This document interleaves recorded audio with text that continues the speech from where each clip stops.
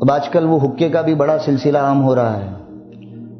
بہت سے لوگ حقے کے معاملے میں یہ دلیل پیش کر دیں کہ حقہ وہ تو نشے والا نہیں ہے، ہم تو صرف اپنے شوق کے لیے پیتے ہیں.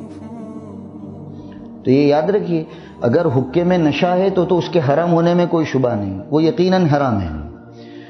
لیکن اگر حقے میں نشہ نہیں ہے، جیسے بہت سے نئے نئے فلیور کے وہ حقے بنے ہیں اور بہت سے نوجوان اپنے دوستوں کے ساتھ، اپنے کلب والوں کے ساتھ اس حقے میں لگتے ہیں اور کئی کئی گھنٹے اس میں تباہ کرتے ہیں، بلکہ پوری پوری رات اس میں برباد کرتے ہیں.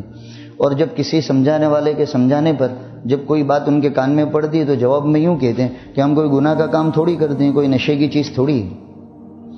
تو یاد رکھیے، حرام اور منع ہونے کی کوئی ایک ہی وجہ نہیں ہے کہ اس کا نشے والا ہونا، دوسری بھی وجوہات تو ہو سکتی ہے. اور خاص کر یہاں زندگی کے ان قیمتی لمحات کو اس کے پیچھے ضائع کرنا اور برباد کرنا، جس میں نہ کوئی دین کا فائدہ نہ کوئی دنیا کا فائدہ، اس کو قرآن اور حدیث کی اصطلاح میں لاہو کہتے ہیں. لہو و لعب جو قرآن میں بھی آتا ہے جگہ جگہ. لاہو ہر ایسے کام کو کہتے ہیں جس میں مشغول ہونے سے نہ انسان کا دین کا فائدہ ہو نہ دنیا کا فائدہ ہو.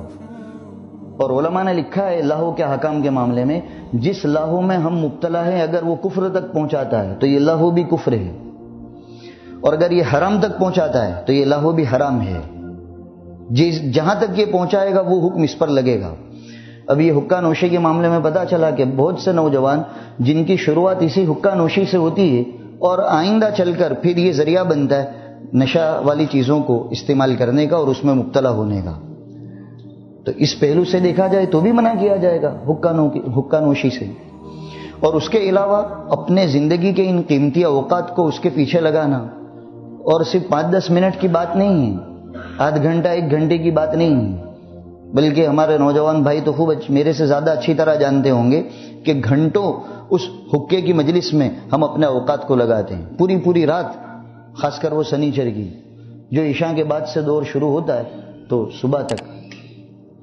تو اس میں کون سا دنیا کا فائدہ ہے اور کون سے دین کا فائدہ ہے؟ اور پھر ہم یوں کہیں کہ اس میں نشہ نہیں آتا تو یہ منع نہیں ہوگا. نہیں، اس طرح اپنے اوقات کو، جوانی کی زندگی کو اور قیمتی سرمایہ کو اس طرح کی فضولیات میں ضائع نہ کریں. اور خاص کر اگر یہ ہم کو نشے تک پہنچاتا ہے تو اس سے سخت بچنے کی ضرورت ہے.